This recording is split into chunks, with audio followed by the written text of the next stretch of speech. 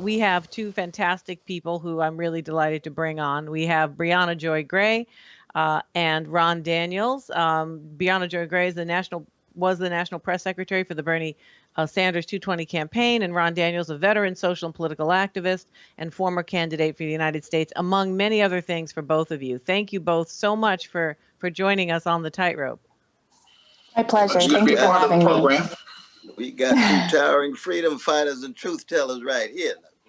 Ron Daniels go back. He's a marathoner in the struggle for freedom here in Haiti, Africa, all around the world. And this sister here, ooh, I'm telling you, she got the fire too. So it's a blessing to have you on, both of you. Thank you very much, Professor West.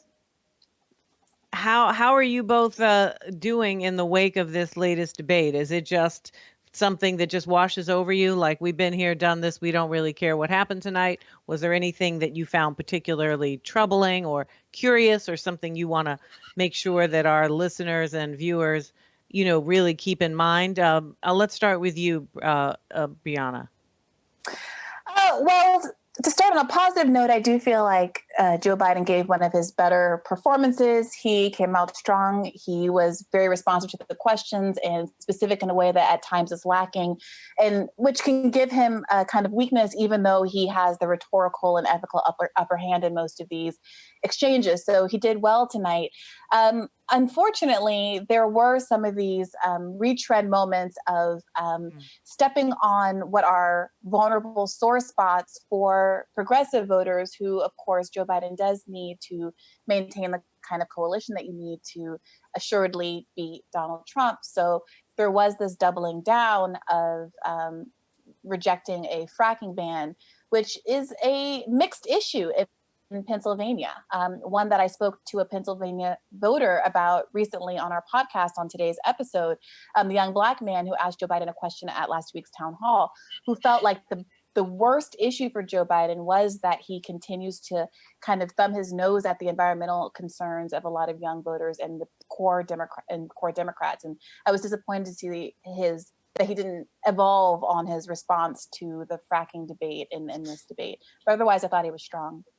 No, I was very encouraged, frankly, by the debate tonight, and I take it from the long view of, as the Lieutenant Governor Fetterman said, this is the most consequential election in recent history, and if that is the case, then it seems to me that there's a clear choice between what Spike Lee has dubbed the Orange Man or the Agent Orange, and between Joe Biden.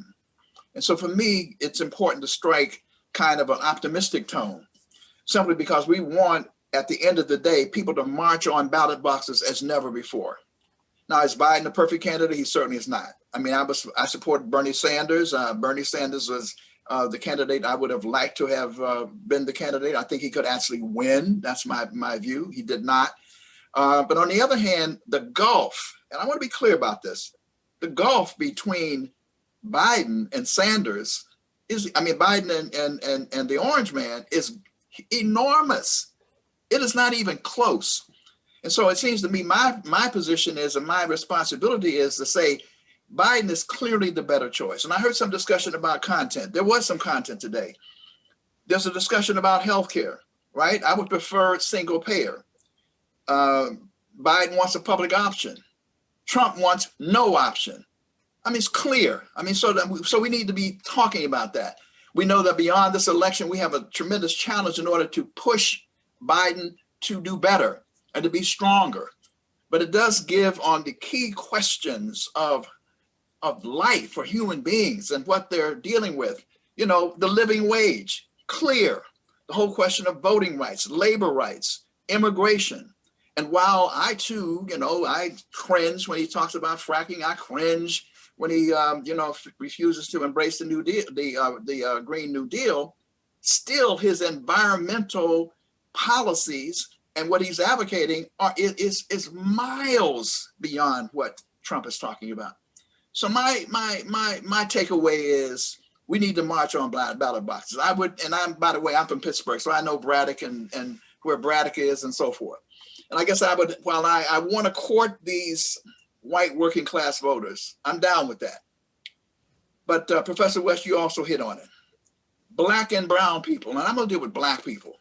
That's why Reverend Jesse Jackson was so brilliant. He talks about rocks just laying on the ground.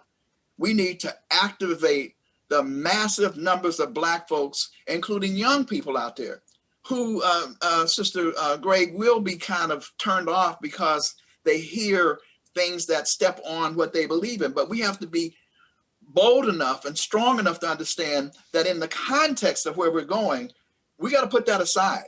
We need to march on ballot box. I want to see a Black-led rainbow wave drive up a huge, huge popular vote and a huge Senate majority and House majority.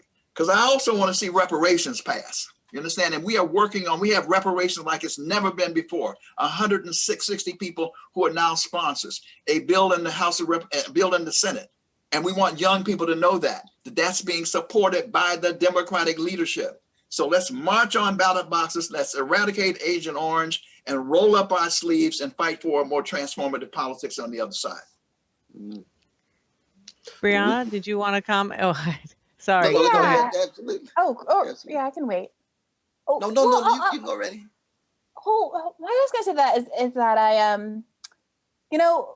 I agree with much of what you said. But my concern is that just the issue with young voters, the issue with non-voters, the issue with voters who are those proverbial rocks in the ground, isn't that they misunderstand the gulf between Joe Biden and Donald Trump, or that they are indifferent to the real material existential harms that Donald Trump presents.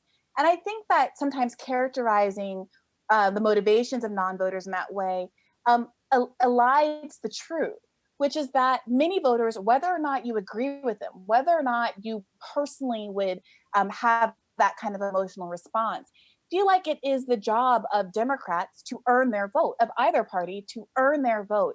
And at a certain point, if people feel sufficiently disrespected by the people they're supposed to be voting for, no matter what they think the material returns are going to be, they won't put themselves at personal risk and stand in a line or take the time out of their day where they're dealing with unprecedented economic and health crisis to vote. And if we are truly interested in ensuring that Joe Biden wins, I think the question becomes, isn't it incumbent on Joe Biden to frame his pitch to the American voters in a way that shores up enthusiasm among his base, at least as much as he's endeavoring to shore up enthusiasm among Republicans, these never Trump voters, these John Kasich types, who he is going so far as to extend the olive branch of a spot in his administration, at the same time that he insists over and over again that he's not for the Green New Deal, a Green New Deal, which, by the way, is popular with the majority of voters, that he is for fracking, which is unpopular in Pennsylvania, which a majority of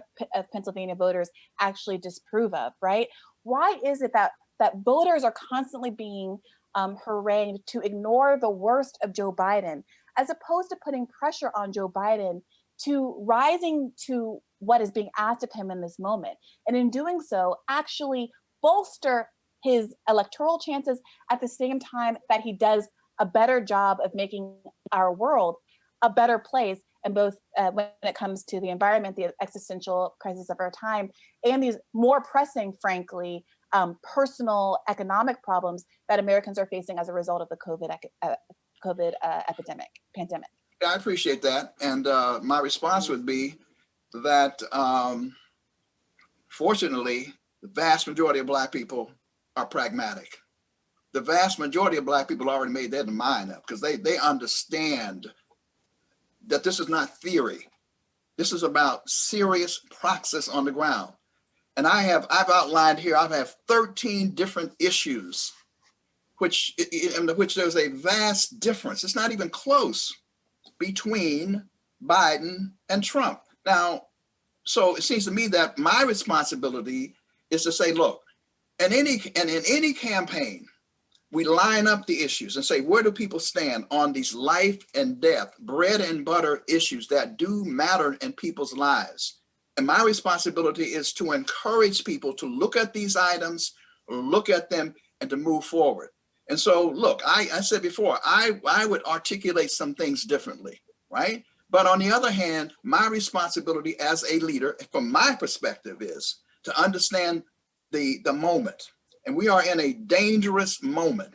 And as in a dangerous moment like this, you know, we have to clearly articulate what the better choice is. And then we know that on the other side, we have the ability to encourage people to do better. So my responsibility for those who feel like they're disrespected is to say, yeah, you're disrespected when somebody tells you can't have health care.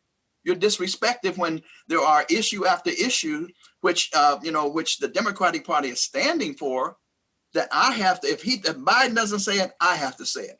He has a lift every voice agenda, which I wish he would talk about.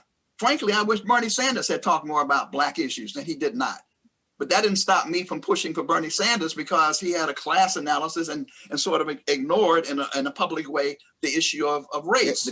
Because I knew that Bernie Sanders, from my perspective, was clearly still the better candidate without question. So that's just the way I look at it. You know, as somebody who's been around. The issue for me though is, how do we respect the people enough to tell them the truth, and then allow them to lift their voices and vote in the best of their judgment? Well, we ain't gonna lie about Biden. We ain't gonna lie about Biden. I'm not lying about Biden. You can say that supporting death squads in Haiti, AFRICOM on the African continent, mass incarceration, Wall Street friendly. Just tell them all of that. Look, we want y'all to know this is what it is to be a neo-liberal. Tell them all. Tell it. Here's the neo-fascist. Tell it. Lay out. Here's the neo-fascist. Here's the neoliberal. Now, y'all make your own decision. Now, see, for me, any brothers and sisters who say, I'm still not convinced for Biden, I can understand that. I don't have a problem with him. I have a problem with that. I don't have a problem with it. We still Professor West, you know that this is an existential threat in within any power structure, even if it's a neo-fascist one. There are tendencies that one the playing ground may be more favorable for you to organize on than another, right? Mm-hmm. You know that as a professor. And so the whole question is, there are always tough choices we have to make. And in this scenario, we have to make tough choices. So if I tell them all of that, the one thing I know for sure is Trump would do all of that and worse.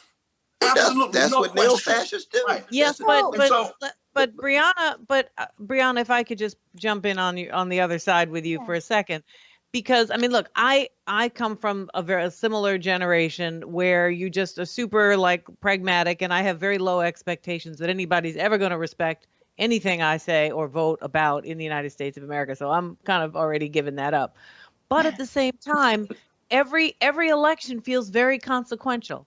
And young people, I think, are frustrated by the feeling that they don't know when it's ever going to stop. That is to say, At what point is it not going to be that we're making this sacrifice and we're still going to jail and we're still getting killed and we're still so on and so forth? Now, I'm going to vote for Biden. There's no question about that. I don't believe in letting that feeling, in fact, that I'm expressing solidarity with, drive this decision I'm going to make. But I can understand this very strong feeling that it's a never-ending sacrifice. It's a never-ending context where we're being ignored, where those considerations are not being taken into account, and the expectation that we should matter enough to be taken seriously doesn't come up enough. Now, again, I can argue against the point I just made, but I think that's a legitimate point. And I mean, I'll turn it over to you, Briahna, to pipe in here, but I just wanted to get in on that.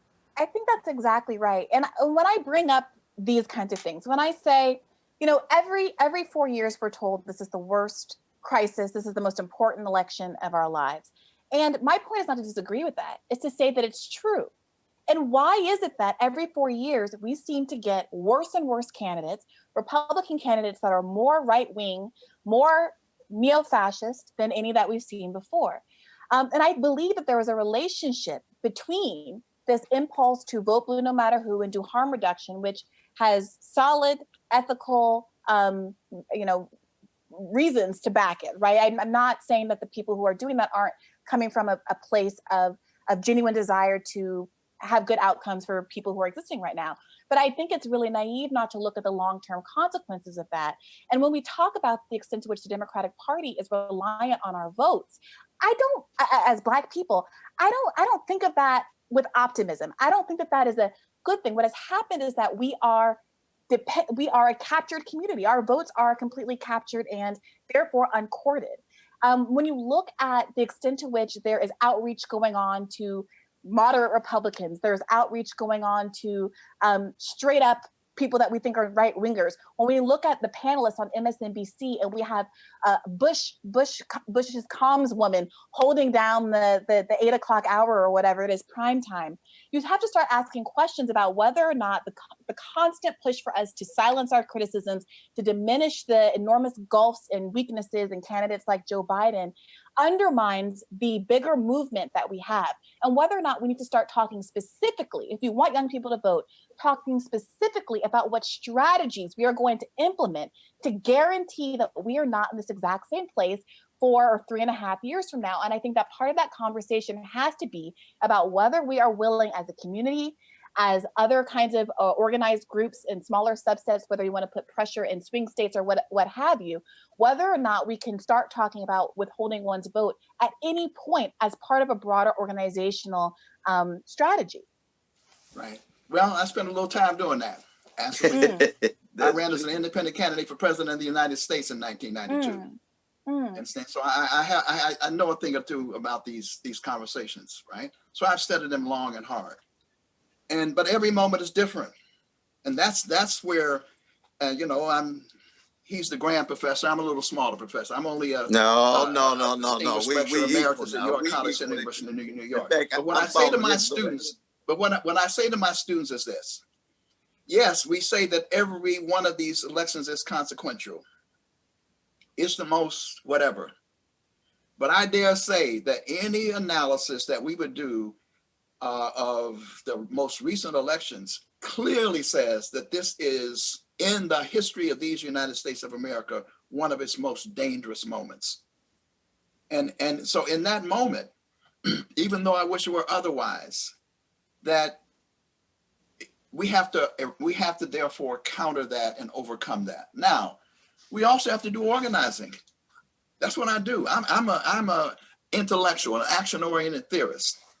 That's why I ran as an independent candidate for president. That's why we did something called Campaign for New Tomorrow. That's why right now I actually support the Working Families Party. I think it has a great potential because of its alliance with the Movement for Black Lives to really articulate a new kind of party. I am not wed to the Democratic Party. It's really not, to me, about the Democrats and Republicans. It's about ideology.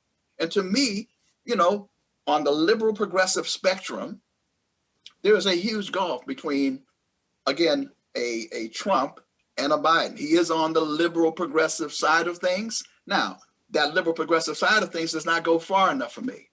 But I also understand, in my little simple way of understanding things, the difference between the Democrats and Republicans is not fundamental. Neither of them are going to challenge the empire. But the differences are incremental, but they're not inconsequential.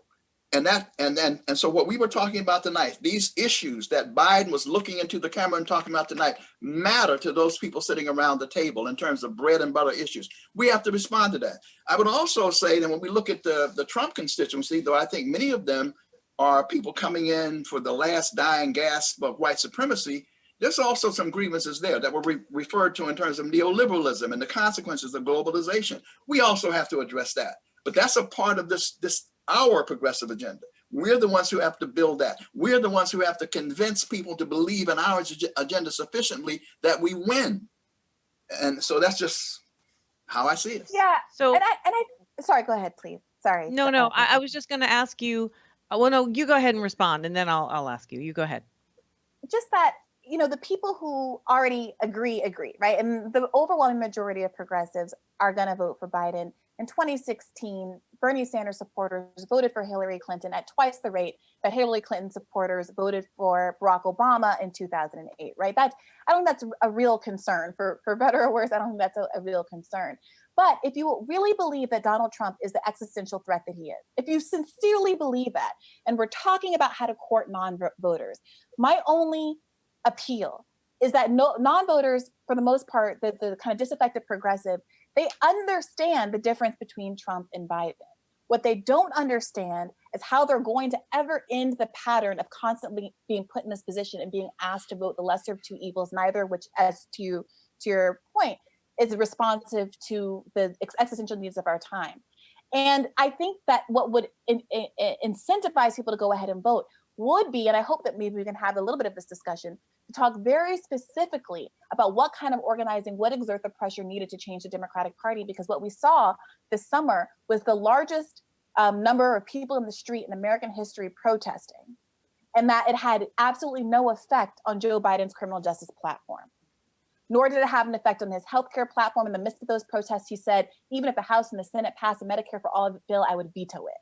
Nor did it have a good enough effect on his environmental platform, because experts, despite saying that they believe in science, experts point out that according to Joe Biden's plan, we are not going to avoid the 1.5 degrees Celsius change that we need to avoid the worst of the cataclysmic effects of climate change.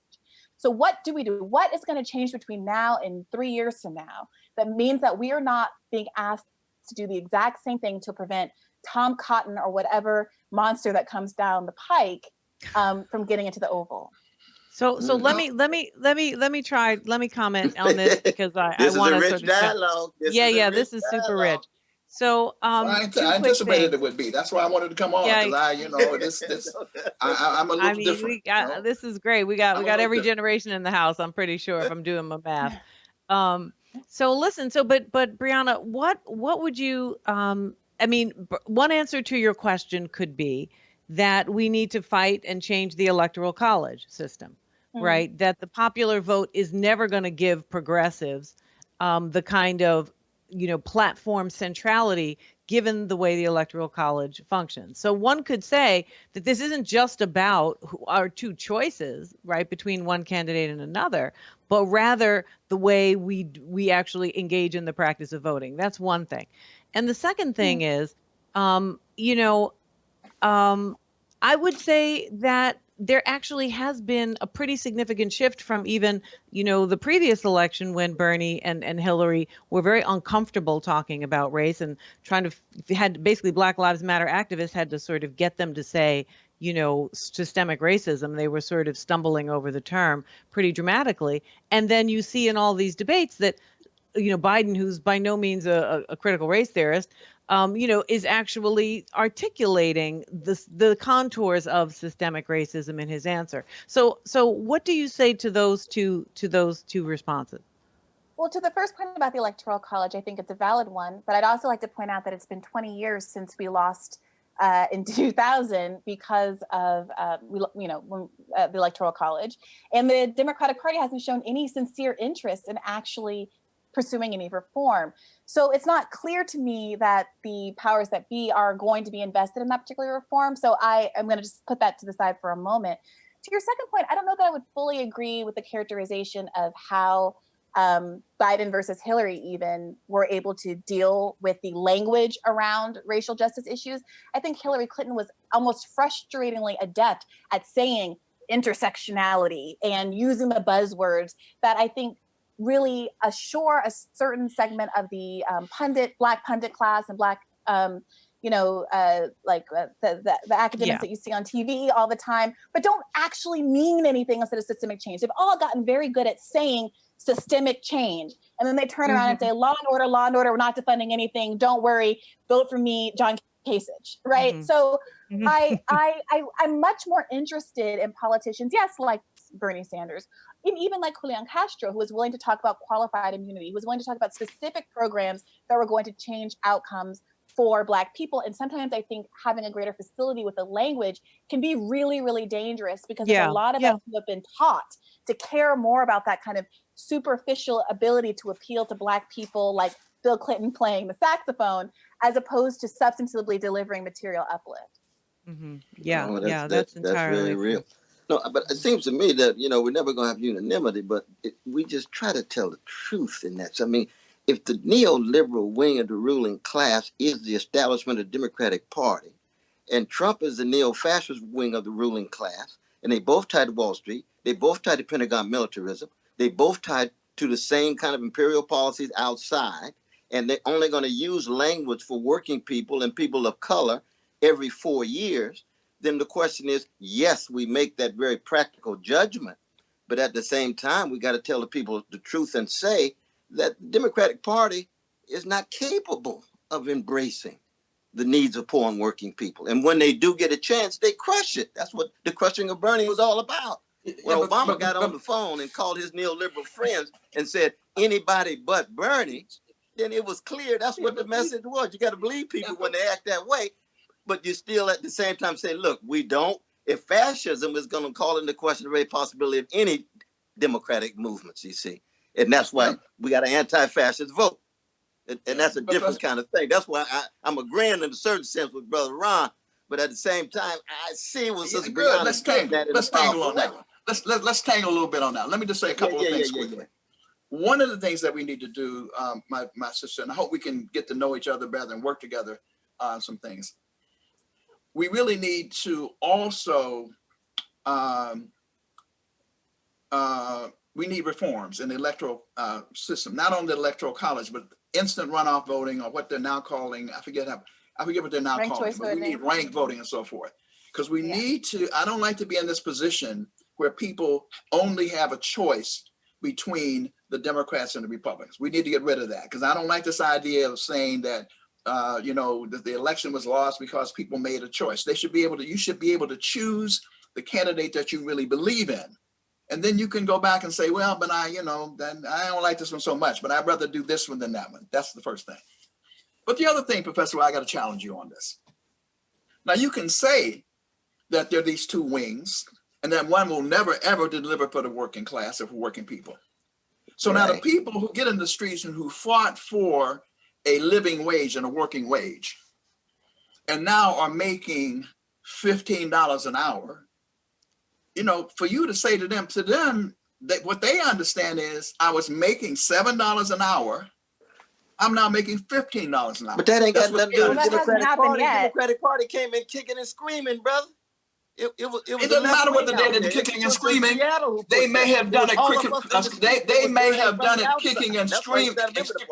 They may have done it kicking and screaming, but the Republican Party didn't even scream. They blocked it, period. That's why they want the Supreme Court. They want to be able to use the Supreme Court to jam labor, all those things. Absolutely. So and I don't say this disrespectfully, you're an ideological progressive. I'm a pragmatic progressive. But I don't take a backseat to anybody in terms of the whole sense of what my revolutionary bona fides are. Because we want the same objective. But I think there's a way in which we have to talk to the people. So the idea, it's just like, for example, I support the idea of defunding the police. But tactically, even the people who put it forth now are realizing that for lots of Black people, you scared the hell out of them. That was not the most sane use of terms. We should have come up with a different set of terminology, right? Well, and that's our responsibility. That is our responsibility, because Fagnon says the people will teach you how to teach them. So if the people don't respond, it's easy for us to say, well, no, we have to learn how to use popular language. We have to learn how to build relationships. And I'll refer, you can, get a chance, because all these issues, participation, engagement, not relying on the two parties. These are things that I've written about and talked about and believe in and will work on and continue to work on to my dying day. But at the end of the day, we have to also message in a way that really grabs people and pulls them to us. And if our people are not grasping it and we grasp it, it is my responsibility to sit down with the brothers and sisters and say, I understand your pain. I disagree too. But in this moment, we will do A. And at the end of the day, more than anything else, if we really believe in these ideas, it is on us to organize the people in such a way that we win. We have to win elections. If we can't win elections, then it's like, they can say, not by the hair on my chinny chin chin. We're just blowing smoke. Briahna, I'm going to give you the last word because we only have a couple of minutes. So I'm gonna, Okay. yeah. No, I just want to we say should extend this a little bit. This is rich. Oh, all right. That's Well, good. we That's now good. got This is we now good. got more time. We, When we, Doc we ain't says had a that, chance. I ain't been on. Had a chance to see Professor West. We ain't had a chance to do no boxing in a while. You understand? Because I can't hardly reach you. You know, I'm glad somebody found out I had a telephone number. I'm just a little Negro out in the field trying to do a little good in the neighborhood. I don't know nothing about any of this stuff. Right? So Well, I'm Dr. glad you Daniels, reached out to me, brother. Dr. Daniels, I would love to have you on my podcast as well, Bad Faith Podcast. But I just wanted to say that I think that pragmatism is often a term that's raised to talk about why we can't do more. And I understand that ideologically we're very much aligned. So I don't mean that in a derisive way at all. But the reality is the reason why Donald Trump has been able to push through so many of those judges and put us in the place that we are with respect to the Supreme Court and all the other federal courts in the land is partly because Chuck Schumer made a deal to fast track Trump's judges back in 2018, right? Defund the police, when the term first emerged, was polling relatively well and was getting stronger as we went from June into July, as there was a lot of public sympathy around the protest. And then when the tide began to turn in terms of the coverage, including of all of our liberal newscasters on the mainstream media who started focusing on the violence and buying into right-wing narratives, that's when the polling began to turn. And when you look at things like Medicare for all, gay marriage, these were all issues that had support in the teens just 5 years ago. And now, which overwhelming majorities of Americans support. So I'm really reluctant to say that it's pragmatic not to be making the case for X, Y, and Z. And so much I think we do, so often we do real harm to our movement, being told, as I have been done over the past few weeks, to stay silent about frankly, the lies that Joe Biden has told about climate change, about healthcare. He said tonight, healthcare is a human right, and then proposed a plan that would, as he said in his words, protect the private health insurance industry. That's his interest. This at a time when 12 million Americans have just been kicked off of their employer-based healthcare, and the COVID epidemic has revealed the frailty of that system. This is undoing the work that Bernie Sanders and others have done over the last 4 years to make it so that 88% of Democrats support Medicare for all. So what I put to you is, if Trump is an existential threat, if you need people to turn out in unprecedented numbers to really make sure he has a popular vote win and can't pretend to stay in the White House and exert his fascism the way that we all know that he's poised to do, wouldn't it behoove Joe Biden to run on these overwhelmingly popular policies to get people to vote for him for good reasons instead of having to hold his nose and vote for him? And what role are we playing in ensuring that Democrats never actually have to listen to the will of the people by saying, you know what, we're going to vote for him no matter what? Now, I'm not talking about this election. I know this is a very sensitive subject and Donald Trump is really polarizing. So let's not talk about the context of 2020. But I want to know what's going to be different in 2023. What are we going to do tomorrow? What are we going to do November 4th that ensures that in 2023, I'm not being told, you know what, I know Joe Biden isn't great, is he's in a second term, or I know that Kamala Harris has a terrible history on criminal justice issues and she doesn't support Medicare for all anymore and all of these things, but we got to hold our nose because Tom Cotton is a fascist that is even more capable than Donald Trump. I want to know, and I want to know from activists and organizers and intellectuals like yourselves, because I don't know, I'm relatively new to politics. What do we do? Because people are tired of being told that it's going to be a hold their nose voting for the rest of their lives after they've been doing it for generations, and particularly in our community, have seen no material results. I ain't holding my nose at all. I ain't holding my nose. Joe Biden is clearly the better choice. The other thing I want to say, Bernie Sanders, the Sanders campaign won. It was victorious. And this is why third-party movements are effective throughout history, right? Because what they do is, and Lord, I've been praying for this, because I mean, you know, the Clinton stuff and all of these Republicrats and this kind of stuff, people talking about the center as if this is some kind of platonic concept. The center moves. It moves on the basis of movements. So Occupy Wall Street helped to move the discourse and get people to popularly understand in a way that they maybe had never understood before what the 1% is all about. Problem is the people from 1% were kind of a little leery about getting involved in this capitalist messy political system so they could, so we'll give them the victory there, right? The other thing that becomes important in terms of the overall conversation is that having won these victories, the onus still becomes on us to actually figure out how because look, for whether we like it or not, Biden won the Democratic primary. So as a candidate who won the primary, you know, and I know, you all know, there was some negotiations back and forth between the two parties and trying to make some concessions and so forth and so on. So no, he's running on his platform. And the case I'm trying to make is his platform is not my platform. And I'll openly say that to people.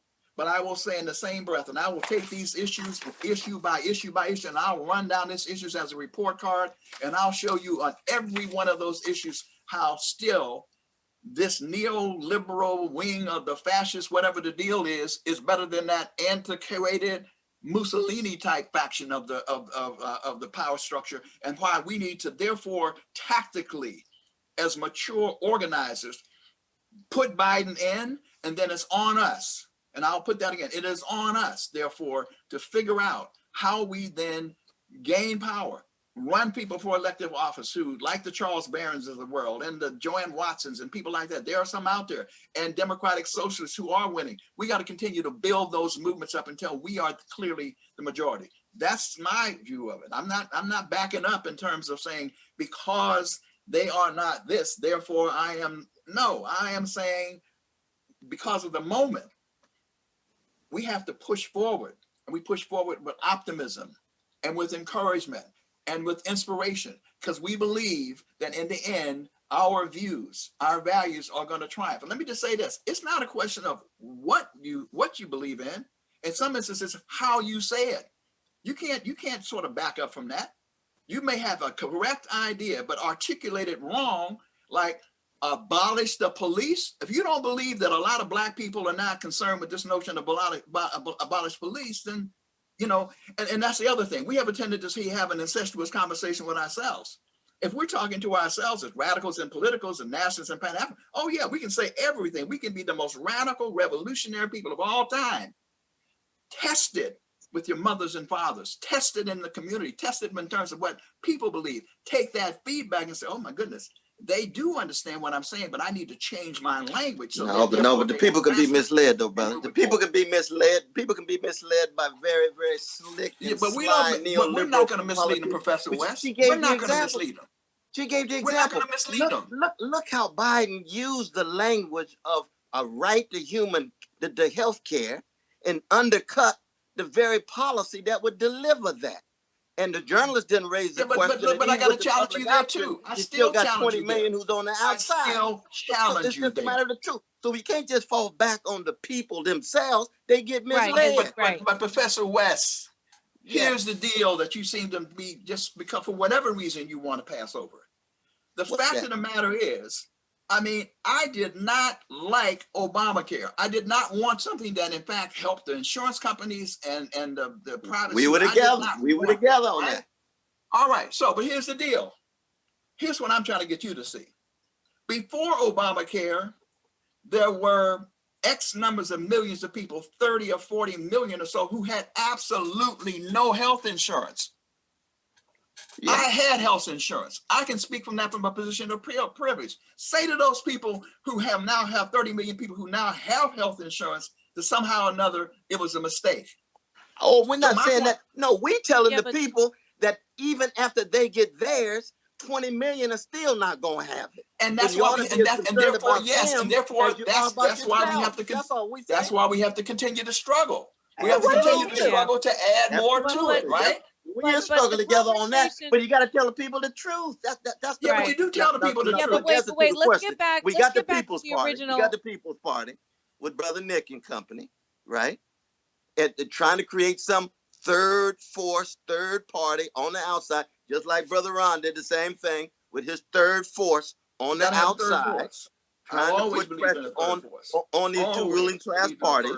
And the same is true with reparations, right? If they can't come to terms with reparation, that's got to be pressure from outside. That's what we were just with Sister Shirley in California with Maulana Karenga and Malefi Asante. They pushed that through on both fronts. They got both reparations investigation. Every class got to have now ethnic studies in every university because of Sister Shirley pushing that through from the assembly And that's at the state level. That's not yet at the national level. Oh, yeah, I know all about that now. But that's crucial pressure from the outside. We're in the forefront of the reparations speech now. But I know Sister Shirley. I see Dr. what Sister Weber from San Diego State. We know all about that. But the thing is that the original disagreement, just to remind the two of you, the original disagreement was that you go to the people and the people help you shape the language as if they're the oracle. This is the part, Ron, that I think Cornel's critiquing, that your position is actually operating as if radicals need to change their language based on what everyday people already know, who are not vulnerable to being manipulated by ideology and by the subtle nuances. There is a generational shift that has happened in the political language around race and the use of narratives and stories that look like they're doing a certain kind of work when they're not doing that work at all. So when we were all much younger, politics were clearer and in a sense more ethically on the face doing what they say they're going to do. That's really not what's happening anymore. And it's not just that black people are not for abolishing the police in some general sense,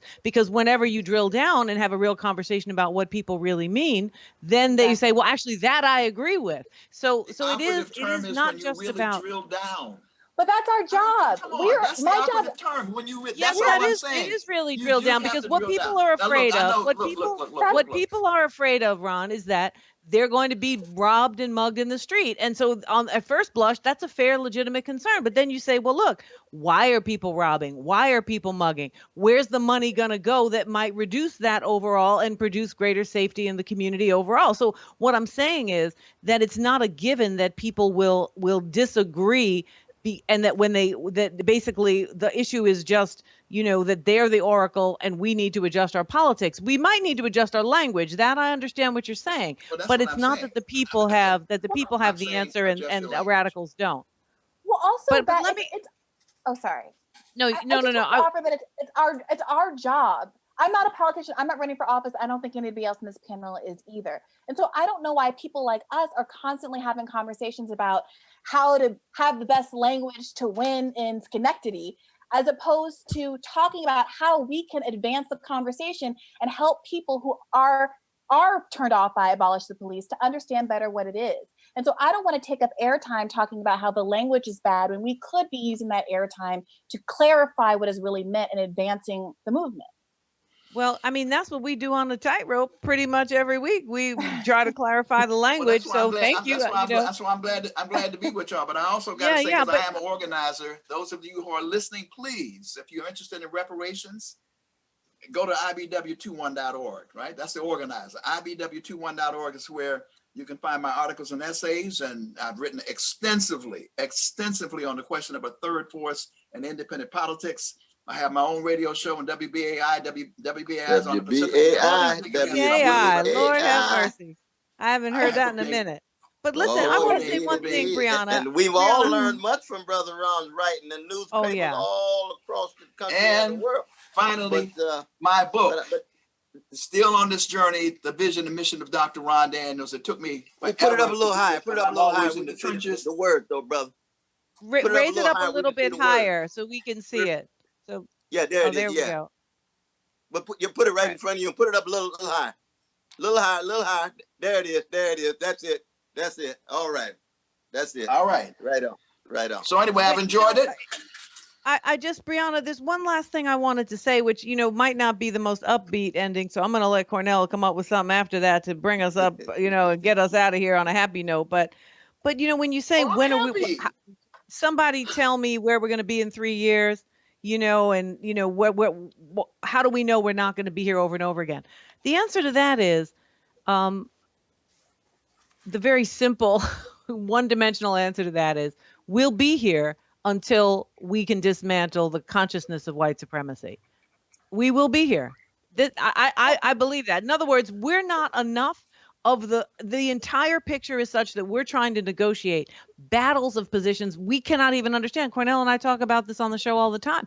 How could people think that Trump is in any way representing them, right? And how is he able to use the most incredibly racist language and then make claims and somehow people who don't see themselves as racist and vote for him?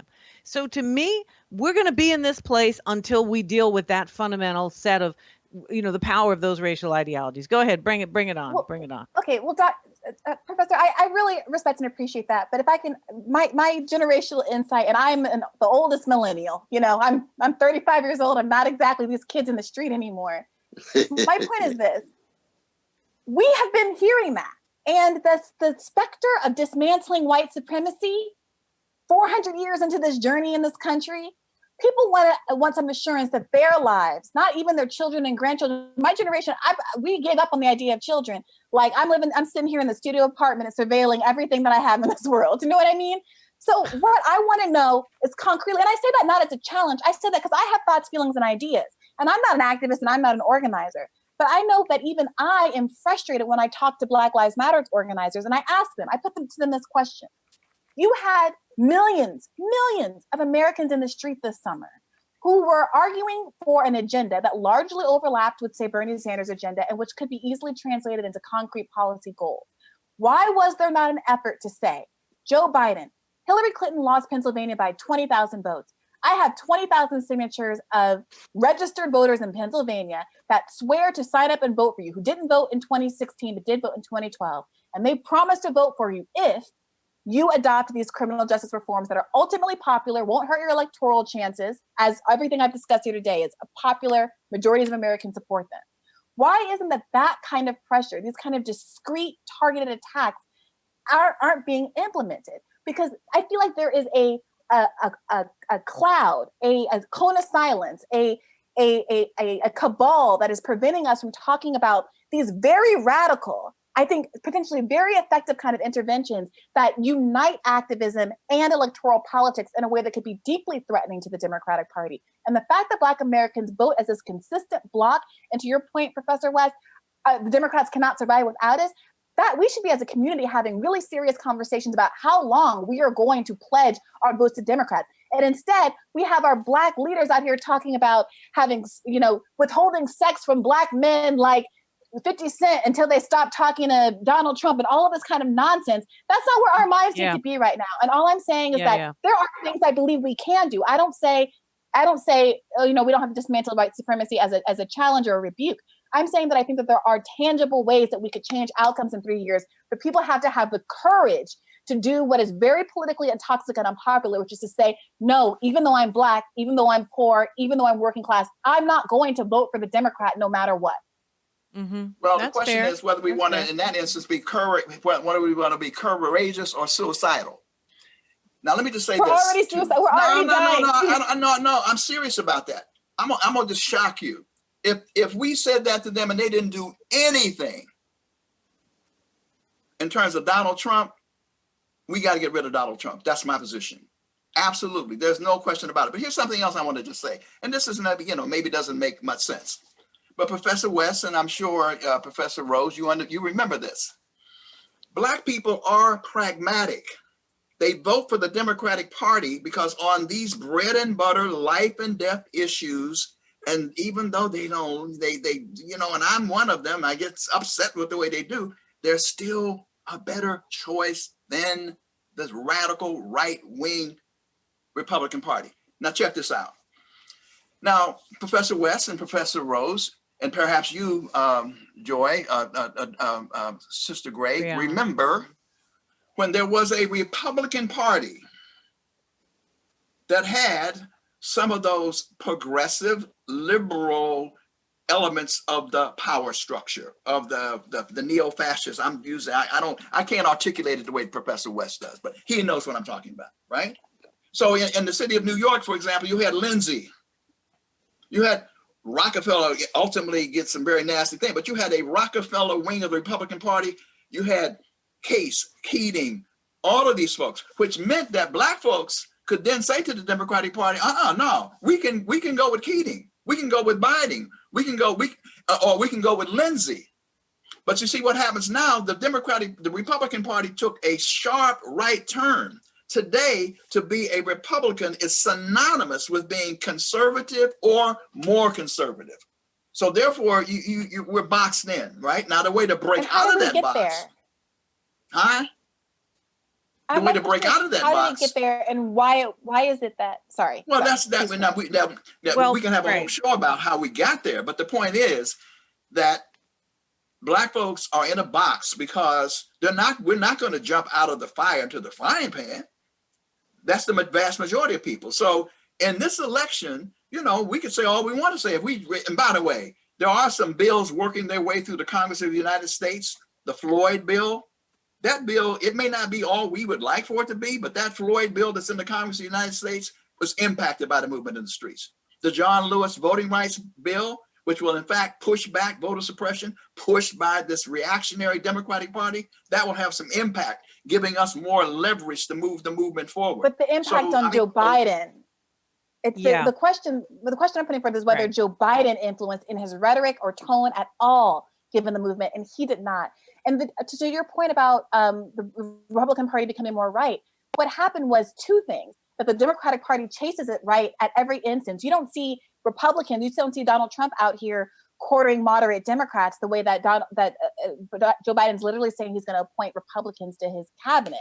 And second of all, I would say that the Tea Party exerted pressure on the Republican Party and said, we won't vote for you unless you listen to us. And they were willing to throw away an election. And the Republican Party ultimately had to respond in a way that it didn't really want to. And now it's more radical in a bad way than it was before. I'm not saying that the end result should be that we throw elections. I hope that our Democratic leadership cares enough about us that it would capitulate to our demands and be a better party. Now, that might be naive, given that we have two corporate parties and neither is especially interested in the fundamental needs of our community. Yeah. However, I would rather that be out in the open and exposed. Let's see that. Right. Let's reveal that truth for what it is, that we don't have people criticizing Bernie Sanders for talking about establishment politicians, pretending that every time he says establishment, he's talking about Black people, and all of the other lies that circulated around the primary season, because we didn't have a media class that could keep the debate honest, and we didn't have representatives at a high enough level to really talk about the structural issues, the historical issues, and the fundamental corporate capture of the party that puts us where we are today. Yeah, absolutely. Well, this is so rich, so rich. This really is. We're going to have to have y'all on again. We're going to the dialogue has been so rich, but I think we have to begin. Yeah, I thought we all going to do 15 minutes. No. And this is my 5th podcast today, but y'all got me fired up like I don't know what. But we got to begin with the notion that we come from a great people who produce a great tradition. And the highest level in many ways of what we produced is a blues-like and jazz-like way of being in the world. See, the jazz-like pragmatism is different than opportunistic pragmatism. You see, so when Clinton and Biden, they use the language of being pragmatic. They ain't jazz-like at all. They opportunistic to the core. When Brother Ron used the word pragmatic, he's using a jazz-like quality because he still has a larger vision with a call for fundamental transformation. So to reform, it steps on the way to keep alive the possibility for unleashing the revolutionary, subversive, intensely transformative possibilities. And we always have to remind ourselves of that, because we can't be jazz-like if we lose sight of the truth. We can't be jazz-like if we lose sight of what it means to empty ourselves and be of service to the people. And that's the benchmark of what it is. So even when we have our disagreements, that jazz-like improvisational swing-like quality got to be informing how we proceed with a respect for the people, but the people can be wrong. Mm-hmm. They can be wrong on transphobia. The church can be wrong on patriarchy. I mean, we got a whole host of ways in which we can wrong. We still love them, but because the love includes respect, protect, and correct. There ain't no love without correcting the people, but it ain't no love that's putting the people down. You learning from the people, just like a jazz person. You learn how to listen, to play your horn, to Mary Lou playing her piano, Coltrane blowing his horn. And that sets the real framework for how we deal with this catastrophe, because one thing we agree, we in a catastrophic situation. Ain't no doubt about that. No doubt about that. And that's why we on the tightrope. That's why it's a blessing to have you all. And we got to bring y'all back, though, because this is rich. People need to hear this kind of exchange, because it's quality exchange, respectful exchange, transgenerational, and at the same time, so much of it is true. So And I true. love to have all of you on Bad Faith as well. This is exactly the kind of conversation we love to have on Bad Faith podcast. And Dr. West, I know that we've already extended an invitation, but all three of you, I really enjoyed speaking with you all today. Oh, It's been absolutely. our Indeed, pleasure. Thank you indeed. very Great to much. meet Really you. appreciate Thank it. you. Same Definitely. here. Thanks, Definitely. Ron. Thank It you was so great to much, see you. Brother Ron. You know it's a blessing to set eyes on you, brother. Same here. Youngstown. That's right. That's right. All I'm right. just, Thank I'm you just, both. I'm It just was a little great. small former All steel right. town. That's all. Bye-bye. Excellent. All right, everybody. Thank you so much for joining us on our election night. Election night. I'm already in the election. Our final presidential debate. Y'all can't keep me up this late. You know, my brain starts to freeze. I'm telling Uh, me too. Me too. but yeah, this before we say goodbye, that was really, really interesting. Really great. That was Very so rich. rich. It was so Yeah. fascinating. It really is. We got two powerful minds and spirits, and we started off with freedom fighters. Both of them. Right. Right. Both of I them. think the other thing that I think really came through is that, there's been a generational impact of the kind of corporatization of a Black political voice that wasn't present in the same way when we were 25 years old. That is to say, there's a whole class of people who purport to be representing Black interests or Black communities, but they're not doing it in the way that you were just describing, a jazz kind of, That's right. listening to the community and really trying to represent and serve. And as a result, there's a level of cynicism and a lack of faith about this kind of pragmatic process that we might just see as a kind of nihilism when it's really not. It's that they're dealing with a different kind of betrayal. That's exactly right. And hungry for the truth. Right. And hungry Right. for the truth. Right. I mean, that's why I made that distinction between that jazz-like pragmatism Yeah, and that the was brilliant. opportunistic Yeah. pragmatism, because you got a whole lot of folk, including Black folk, who just opportunistic in careers. Now, Brother Ron, Right. he's not like that. He's No. actually a serious freedom fighter. That's why I wanted to separate his language from their language. But when the younger generation hears that language, they say, "Ooh, Yeah. wait a minute." Concession. Right. Yeah, Right. They absolutely. don't know. Right. They see it as right. I'm getting a book deal, so I can tell my Yeah, story for my own economic gain. Yeah, and that's not no. what he's doing. Yeah. No, but Absolutely. that's an important distinction. I think we have to do more work on in our show and elsewhere on, where we're talking, what we're saying, and how people are understanding that conversation. Because we're Mm, bringing a different framework, a different generational understanding of who we're talking to and how we're having. It's like we're having a Black public sphere conversation in a world that's right, been, right. integrated in the worst way, if you see what I mean. Integrated in terms of taking away that relationship for conversation and service. That, that's Yeah. very true. Sister Briahna, though, she's been so courageous, though, because she's, Yeah.